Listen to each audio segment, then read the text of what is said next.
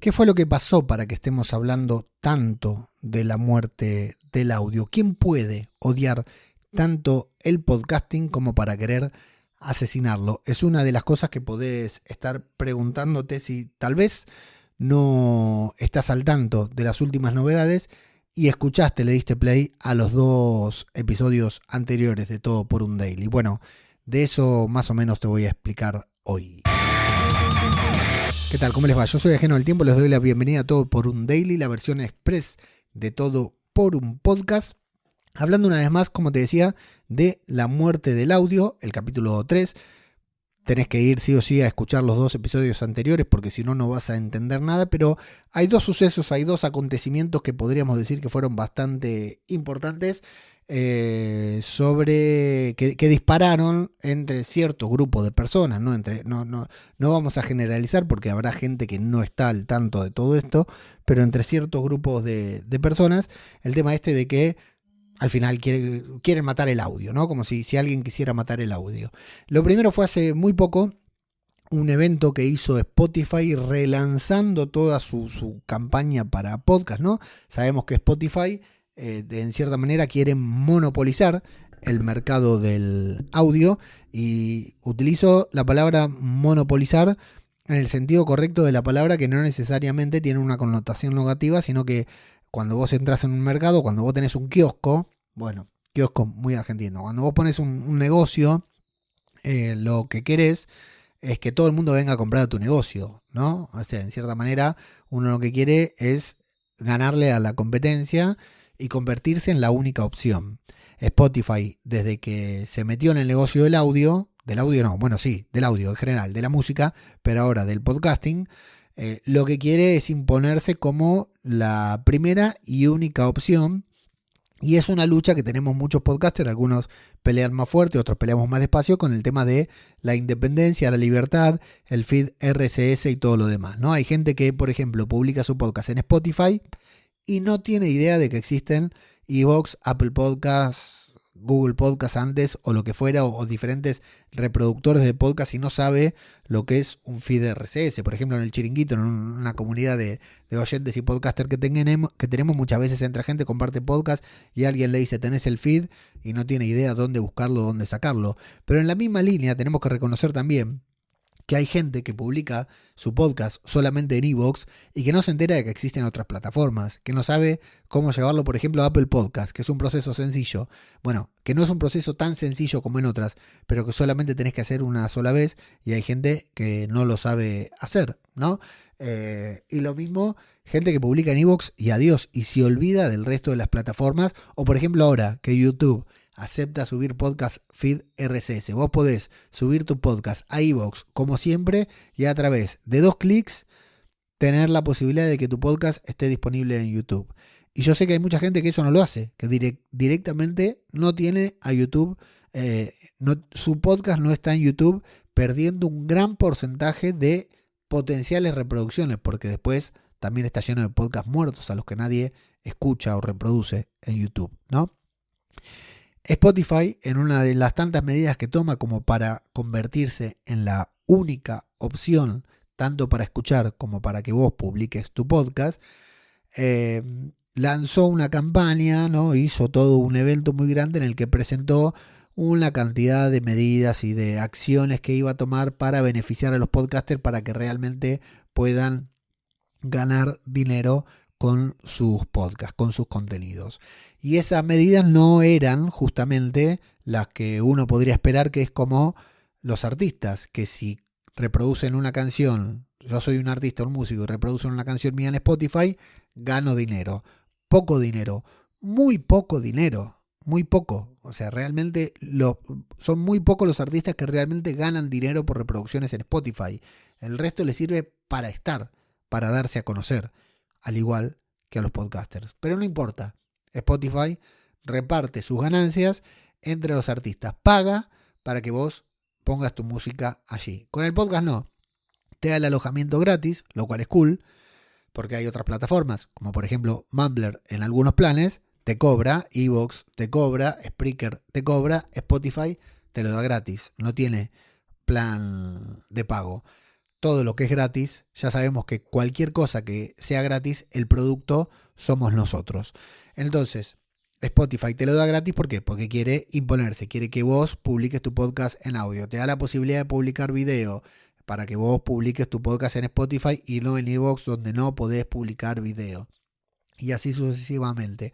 Una serie de ventajas, entre comillas, para que vos publiques allí en su plataforma. ¿Cuál es el tema?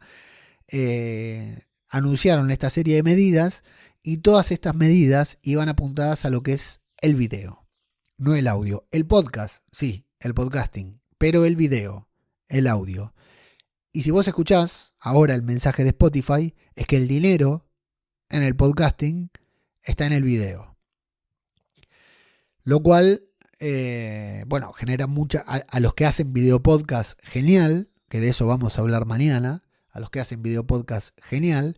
Pero a los que no hacemos video podcast, nada, todo mal, da lo mismo, más de lo mismo. O sea, ahora nos van a invisibilizar entre una cantidad de gente que se va a comer el verso de Spotify, va a empezar a publicar videos porque entendió que es ahí a donde está el dinero, y el audio va a quedar cada vez más relegado. Y lo otro que pasó, que también tiene que ver con Spotify, que antes era Anchor, luego pasó a ser Spotify for Podcasters y ahora es Spotify for Creators. Ya no es más for Podcasters. Y eso también generó algo de animosidad en algunas personas, porque tal vez algunas personas, o sea, yo sí me considero un, entre comillas, creador de contenido, porque si bien no soy un Instagramer, no hago TikTok, bueno, cuando pienso el contenido, lo pienso para varias plataformas al mismo tiempo. Cuando estoy grabando mi podcast, yo sé que lo que estoy grabando en mi podcast en algún momento va a ir a la newsletter, va a ir a LinkedIn, va a ir a un hilo de Twitter, va a ir a Blue Social, esta red social que se está poniendo de moda, va a ir a cualquier lugar. Cuando yo hago eso, cuando yo creo contenido, no lo creo solo pensando en el audio. El audio es mi pilar, mi base. Es lo primero que se me viene a la cabeza, lo primero que creo y lo que me gusta crear, en donde me gusta crear. Cuando me pongo a crear en audio. Pero creo un contenido en formato audio que luego voy a reutilizar de otras maneras también. Bueno, a mucha gente no le gustó que Spotify for Podcasters ahora sea Spotify for Creators, porque es como que ha dejado de lado a los podcasters. Yo lo veo de una manera diferente, amigos y amigas, podcasters y podcasters. Yo lo veo como que ahora los podcasters estamos incluidos dentro de los creadores de contenido. ¿Sí? Antes había podcasters y había creadores de contenido, ¿no? Que eran los Instagramers o la gente que hace Reels o los que hacen trends o los que hacen carruseles en Instagram o etcétera. Yo creo que el hecho de que no lo veo, o sea, todo depende de cómo lo querramos ver. Yo propongo verlo de otra manera, verlo como que ahora los podcasters estamos incluidos dentro de esa categoría llamada creadores de contenido.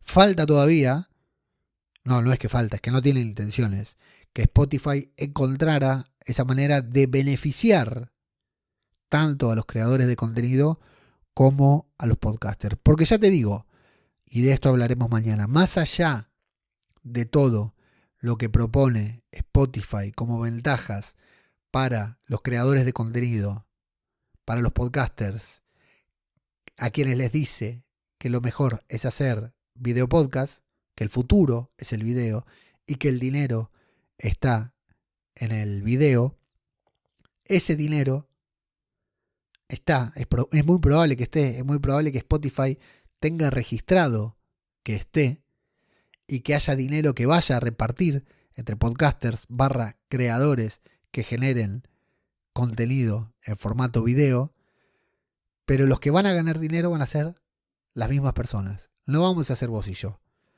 Van a ser los mismos 100 podcasts, con suerte, 100 podcasts que se llevan el 80% de las reproducciones, que realmente forman una tendencia, ¿no? El núcleo duro de el prime time, podríamos decir, ¿no? Como en la televisión, esos programas que se llevan todo el rating, cuando no sé, se me ocurre acá, entiendo, porque no conozco mucho, pero entiendo que La Resistencia y el otro, el del Tarado, son los programas a esa hora. Cualquier otro programa que haya a esa hora prácticamente no tiene audiencia, ¿no? Casi nadie lo mira porque quienes están viendo televisión, pobres, están viendo alguno de esos dos programas. Creo que ustedes sabrán mejor que yo de quiénes estoy hablando, ¿no? Es esos programas que están en una hora en la que hay un programa que mira todo el mundo y nadie más lo mira.